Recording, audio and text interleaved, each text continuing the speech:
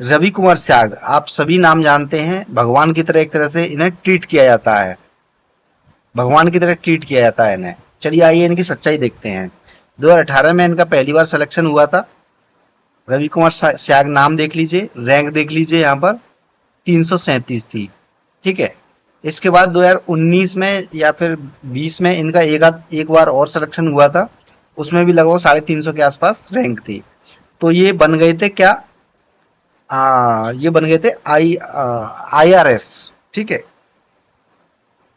IRS बन गए, ये अधिकारी बन गए, क्लास 1 ऑफिसर ये बन गए थे। कोई भी इन पर कोटा नहीं था, यानी जनरल कैटेगरी से थे, कोई भी कोटा नहीं लिया। लेकिन 2019 में यूपीएससी ने क्या इंट्रोड्यूस कर दिया था, ईडब्ल्यूएस इंट्रोड्यूस कर दिया था, यानी कि उसमें लागू कर दिया था।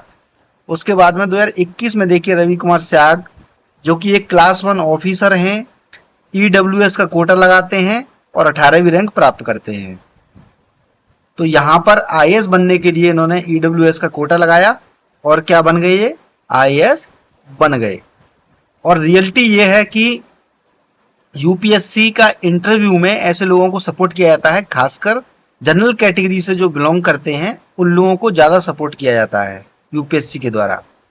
अब ये पता नहीं क्या स्ट्रेटजी है क्या नहीं है, वरना नॉर्मली यूपीएससी का जो पैनल है वो ये नहीं पूछ सकता था इनसे कि आप तो पहले क्लास 1 ऑफिसर हैं, आप ईडब्ल्यूएस का कोटा कैसे लगा सकते हैं, किस आधार पर लगा सकते हैं, आप कोई गरीब तो है नहीं। ठीक है, आप कोई गरीब तो है नहीं। तो सोचिए, ये भ्रष्टाचार है। तो ये जो रवि कुमार त्याग आपको दिखाई दे रहा है, ये भ्रष्टाचार के तहत बना हुआ आईएएस है। इसी प्रकार से बहुत सारे आईएएस धीरे धीरे मैं ओपन करने वाला हूं सभी की। वीडियो को लाइक और शेयर जरूर करिए। धन्यवाद। स्क्रीन पे दिख रहा है एक कसम का फॉर्मेट, ओथ, जो कि हर ऑफिसर लबासना में जाने के बाद खाता है कि that I will bear true faith and allegiance to constitution of India. Sovereignty और इंटीग्रिटी को निभाऊंगा इंडिया की। इंटीग्रिटी मतलब सोशल इंटीग्रिटी भी होती है, समाज में भेदभाव नहीं होना चाहिए। I will carry out duties to my office loyally, honestly and with impartiality.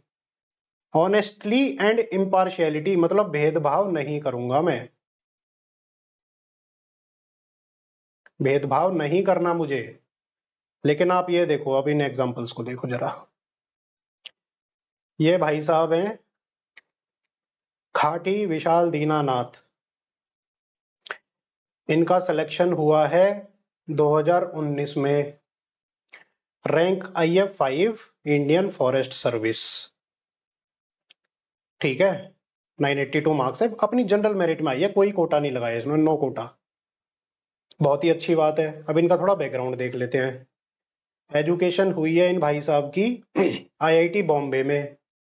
उसके बाद इन्होंने अशोका यूनिवर्सिटी से MA करी है लिबरल आर्ट्स में। अशोका यूनिवर्सिटीज की फीस जाके आप देख लो कितनी है पहले तो। फिर ये गए हैं विदेश, हांगकांग में इन्होंने इंटर्नशिप करी है या जो भी करी है, रिसर्च एसोसिएट रहे हैं। ठीक है, मतलब विदेश जा चुके हैं, खूब मतलब हाई फाई फैमिली के हैं, भाई भी इनका IITian है। अब आप ये देखो कि ये बॉस्टन कंसल्टिंग ग्रुप में नौकरी कर चुके हैं। बॉस्टन कंसल्टिंग ग्रुप में शुरू की सैलरी 30 लाख के आसपास होती है और ज्यादा ही होती है। ठीक है, उसके बाद ये रह चुके हैं IFOS 2019 में सेलेक्ट हो चुके हैं। आज की डेट में IAS है। तो क्या दिक्कत है इसमें, जब फॉरेस्ट सर्विस का बंदा है, IIT से ग्रेजुएशन करी है, BCG में नौकरी करी है, भाई तोड़ बंदा है, विदेश भी इंटर्नशिप करके आया, कितना बड़ा एक्सपोजर है उसका, और पैसे की तो कोई कमी होगी नहीं उसके पास, और फॉरेस्ट सर्विस में भी रहा है वो 2 साल। ये देखो, यहाँ पे देखो, फॉरेस्ट सर्विस में है तो IAS बनने के लिए इन्होंने EWS कोटा लगाया है।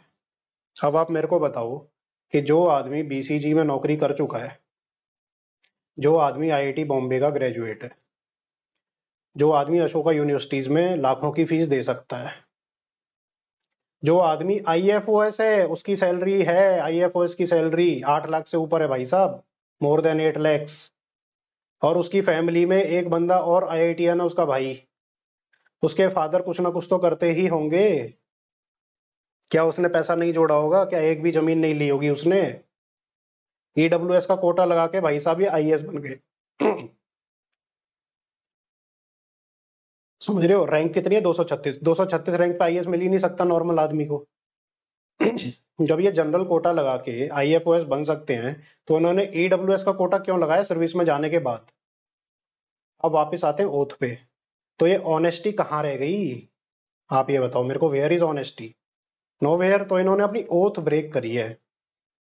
ओथ ब्रोक्ड,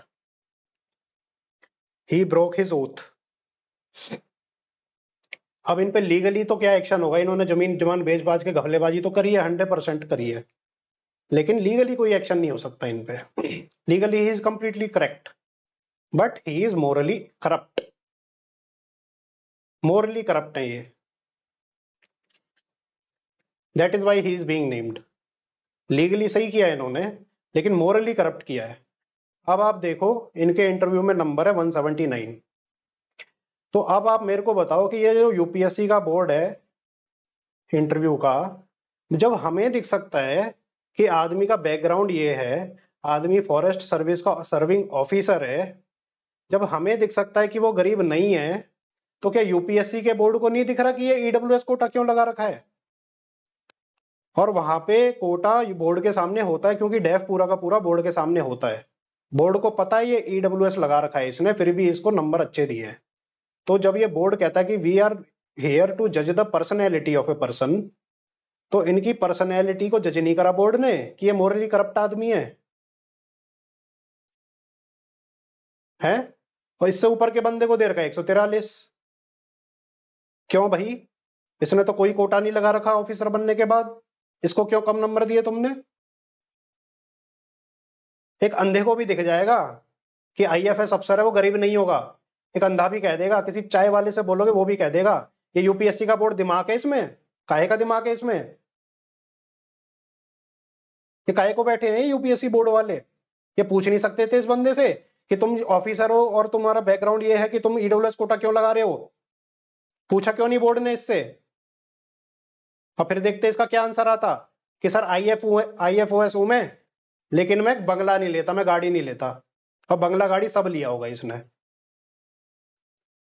ये क्या कहता बताओ? अगर बोर्ड पूछ लेता इससे कि आप गरीब कोटा आपने लगाया है और आप जो हैं फॉरेस्ट सर्विस ऑफिसर हो, ग्रुप ए की सर्विस है आपकी सरकारी, आपने गरीब कोटा क्यों लगाया? ये क्या जवाब देता? और हो सकता है पूछ भी लिया हो, उसकी रिकॉर्डिंग तो देते नहीं है ये, और इसने अंदर कही हो सर कोई बात नहीं सेटिंग है। हो सकता है, वी डोंट नो। फिर इन्होंने रेजिग्नेशन दिया बाद में, आईएफएस से रेजिग्नेशन दिया और बने आईएएस।